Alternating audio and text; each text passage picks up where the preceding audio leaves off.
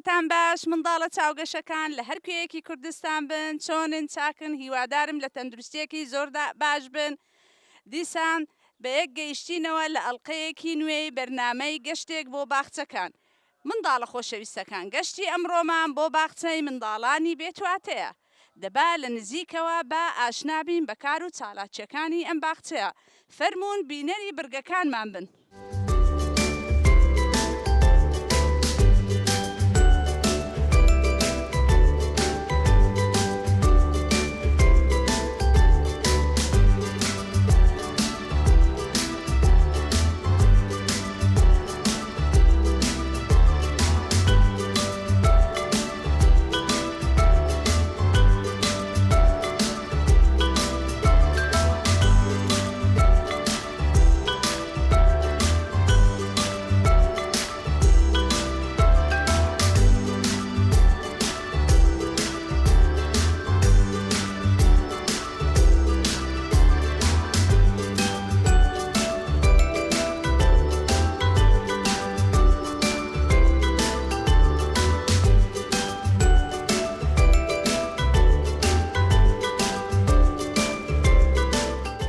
لە 2010ەوە لێرەم مامۆستام لە ژووری پۆل تقریبەن 38 مناڵ لە ژوورەکەی منایە وانەی بیرکاری و زانستیان پێ دەڵێمەوە لەگەڵ کوردی بیدایە مناڵەکان کە دێن بۆ لامان هیچ نازانن بەڵام لەگەڵ ڕۆژانەیە ئێمە شتەکانیان فێرەکەین ئێستا کە مناڵەکان ڕاهاتوون پیتەکان فێر بوون لە بیرکاری و زانستش لە بیرکاریە ژمارەکان هەتا ژمارە 8مان پێیان وتۆتەوە زۆر باشن مناڵەکان ئێمەیان زۆر خۆشەوێت و ئێمەش ئەوانمان زۆر خۆشەوێت هەروەها بەهۆیەکانی فێرکردن لە ڕێگای وانەوتنەوە و داتاشۆ و زۆر شت بەکارهێنم بۆ ئەوەی بتوانم لە کورتترین ماوەیە زۆرترین شتیان فێر بکەم بازنەی بەیانیان پێ ئەەکەم شتەکانیان پێ دووبارە ئەەکەمەوە هەموو ڕۆژێ ئەوانانەی کە ئەیڵێنەوانێ بۆ ئەوەی زیاتر شتەکان لە مێشکیان بچەسپێت و چێژ و خۆشەویستی زیاتریان هەبێ بۆ بابەتەکان.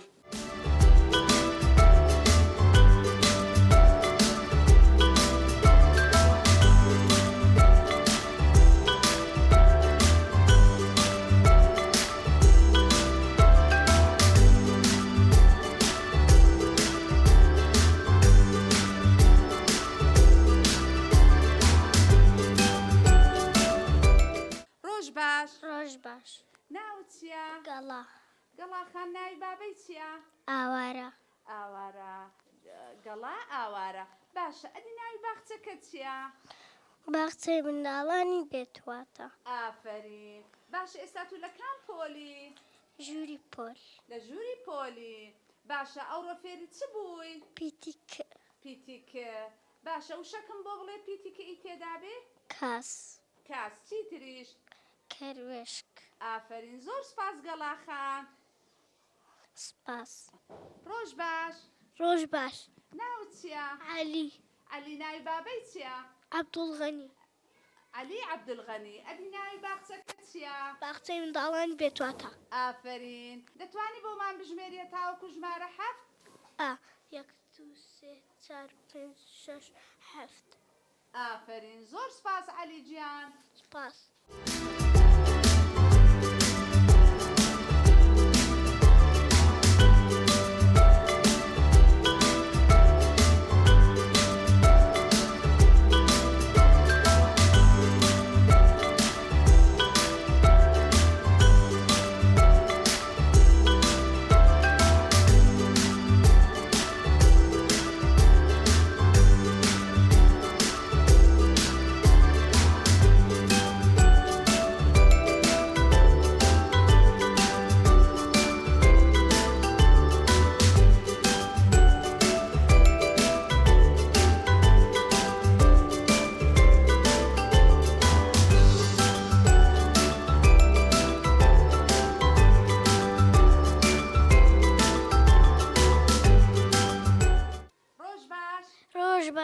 ناوت چییە؟ هەرمان. ناوی بابەی چییە؟ محەممەد. هەرمان محەممەد باشە هەرمان ناوی باخچەکە چییە؟ باخچەی منداڵانی بێتواتە. ئافرین هەرمانجیان بەیانیان کە لە خێو هەڵدەستی یەکەم جار چ دەکەین؟ دان و دەمچامان دەشوین. ئافرین. ئەبی شەوانە پێش بخەوی چ دەکەی؟ شیری دەخۆین دانمان دەشوین. ئەوجە پاشیوی چ دەکەی؟ دەنوین.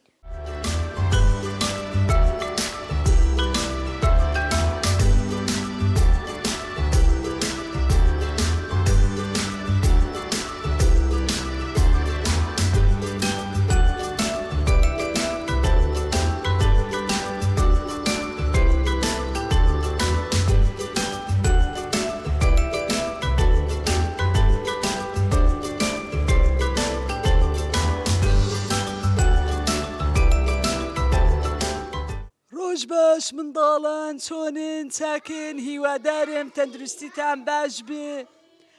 بەڕاستی من ئەمڕۆ دڵم زۆر خۆشە چونکە بەرەبەری کۆتایی وەرزی زستانە.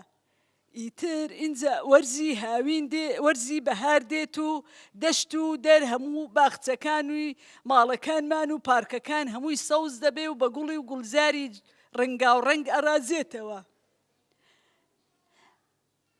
مامەی باخەوان تۆ ئاوا دڵخۆشی بەڵام من زۆر نیگەرانم بە هاتنی وەرزی بەهار. بۆچی گوڵەخان لە وەرزی بەهار خۆشتر هەیە؟ ڕاست دەکەی مامەی باخەوان بەڵام لە وەرزی بەهار منداڵان هەندێک جار لەگەڵ گەورەکانیش زۆر ئازاری ئێمەی گوڵەکانەدەن. چۆن گوڵە باخی ڕەنگینم ئەوە من هەموو ڕۆژێ ئاگام لە ئێوەیە و ئاوتان ئەدەم و هەروەها گڵی ژێرەوەتان هەمووی پاکەکەمەوە و پەینی چاکچاکتان پێ ئەبەخشم. چۆن ئەم قسەیە ئەەکەی؟ ڕاستەکەی لە وەرزی بەهار ئێمەی گوڵ و دار و درەختەکان پێویستیمان بە گڵی نوێ و بە گڵی نوێ و پەینی باش و ئاو هەوا و تیشکی خۆر و شنەبا هەیە تاکو گەشە بکەین. دیمەنی شار جوانەکەین هەروەها هێمنی و ئارامی ئەبەخشین هێمنی و ئارامیش ئەبەخشین. جا بۆیە منداڵان داواکاریم ئەوەیە کاتێک کە ئەچنە باخچەکان لە ماڵەوە بێ چ لە پارکەکان بێ چ لە شوێنە گشتیەکان بێ ئەو لق و پۆپی گوڵەکان مشکێنن ئازاریان مەدەن چونکە ئێمە دیمەنی شار جوانەکەین. گوێتان لێ بوو منداڵان؟ نابێ ئەو شتەی کە ئەخۆن پسکیتە ئاوە فڕێدەنە ناو پارکەکان یاخود فڕێدەنە ژێر گوڵەکان یان لق و پۆپی گوڵەکان ڕابکێشن ئاخر دیمەنی شار ناشرینە بێ. تێگەیشتن منداڵان ئەزانن حەزەکەم پەیڕەوی ئەم ڕێنمایانە بن. پاراستنی ژینگە ئەرکێکی پیرۆزە واتە ئاوەدانی وڵات. بە ڕاستەکەی گوڵەخان ڕاستەکەی. ئیتر ئێمە و منداڵانیش هیوادارم هەمویان پابند بن بەم ڕێنمایانە و پارێزگاری پاک و خاوێنی پارک و ماڵە گوڵەکانی نێو ماڵەکانی خۆنیان بن. تێگەیشتن منداڵان؟ ئیتر زۆر سوپاسدانەکەم کە گوێتان لە ئامۆژگاری گوڵەخان گرت. منیش بەڕاستی زۆر سوپاسی ئێوەی منداڵێکی کەڵە و ئاقلەکەم کە پابند بن بە ڕێنماییەکان. زۆر سوپاس. منداڵان ئەمەوێ شتێکی تریشتان بەبیر بێنمەوە. ئێستا نەخۆشی کۆڕۆنا لە ناومان بڵاو بووە لەبەرەوە ئەبێ پابند بن بەم ڕێنماییانە. بەستنی ماسک، دوورکەوتنەوە لە شوێنی قەرەباڵغ، ڕۆژانە 4 تا 5 جار دەسەکانمان بە ئاو و سابوون جوان بشۆین و لە هەمان کاتیشدان ڕێ بکەین بۆ بنکە تەندروستیەکان بۆ وەرگرتنی ڤاکسین. گوێتان لێ بوو منداڵان؟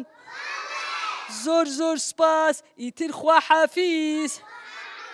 خواحافیز.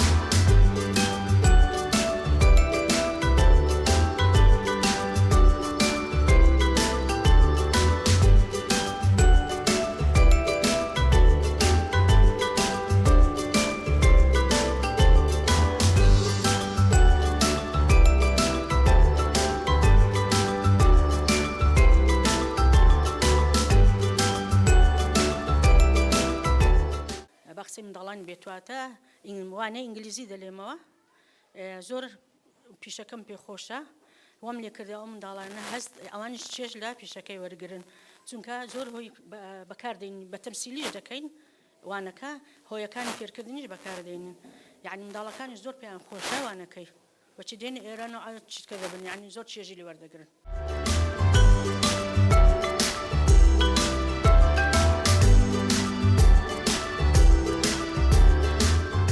باخچەکەم لە 6 وێزگە پێک هاتووە وێزگەی بیرکاری و زانست کوردی بە هاوکارامەیەکان چالاکی و هۆنار ئینگلیزی ئاوەدانکردنەوە و یاری زایدەن هۆڵی دەرەوە و هۆڵی ناوەوە. ساڵانە ئێمە کۆمەڵێک پەپۆلەی چاوگەش ئامادەیانەکەین وەکو ئامادەکار بۆ قۆناغی قوتابخانەکان و بە شێوەیەکی ڕووپێک بەو پێی کە بۆ بەرنامەی کە وەزارەتی پەروەردە پرۆگرامەکانیان بۆ داناوین ئەویش کوردیە و بە هاوکارامەیەکان و بیرکاری و زانست و کتێبی خۆیان هەیە بەو شێوەیە لەسەر پرۆگرامەکە ئاڕۆین. بە هەموو ڕۆژێک بازنێ بەیانیان ئامۆژگاریەکان لە بازنێ بەیانیان ئاگاداریانەکەینەوە لە ژینگە و لە کەش و هەوا و لە تایستەکە و نەخۆشی کۆرۆنا هەیە و پابند بن بە ڕێنمایەکانی تەندروستی.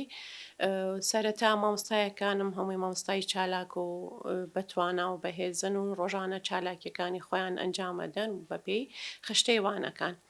ئێمە لێرە وەکو ئەرکێکی سەرشانی خۆمان کە بەڕێکن بۆ ئەو مناڵە چاوگەشانە هەدەفمانەوەیە ئامانجمانەوەیە کە پەروەردە و زانست پێش هەموو شتێ پەروەردەکردنی مناڵ لە قۆناغی باخچەی ساوایان ئەرکێکی گرنگە کەوتۆتە سەرشانی ئێمە مامۆستا ئێمەش وەکو توانای خۆمان زیاتر هەوڵێن شتی زیاتر و باشتریان بۆ ئامادە بکەین لە باخچەکەمان. ئەم ساڵی 2021-22 مناڵم هەیە لێرە ئامادەم کردوون بە شێوەیەکی باش و ڕێکوپێک بۆ قۆناغی قوتابخانە بنەڕەتی کە ئاشنا بن پێیان لە باخچەکە.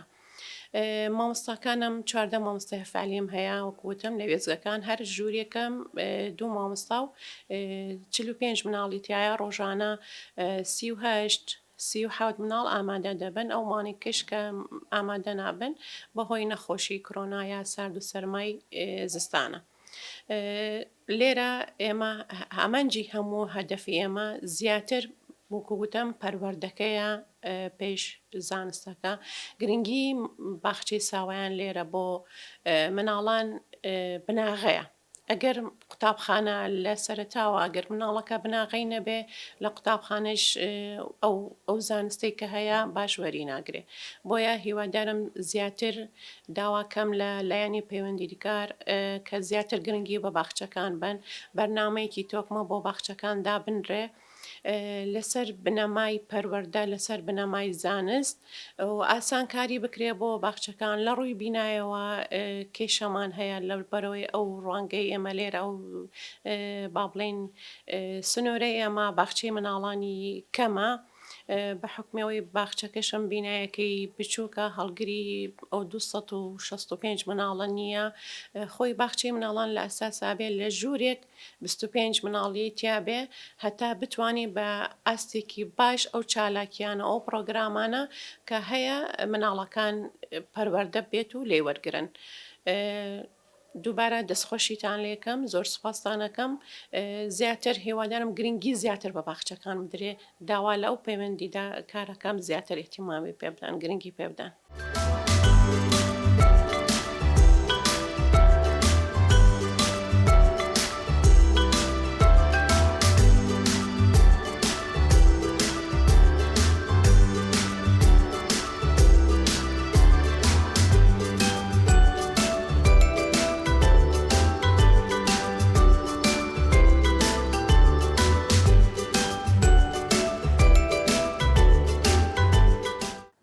خۆشەویستەکان بەم جۆرە هاتینە کۆتایی بەرنامەی ئەمڕۆمان تا ئەڵقەیەکی تر و بەرنامەیەکی تر خواتان لەگەڵ.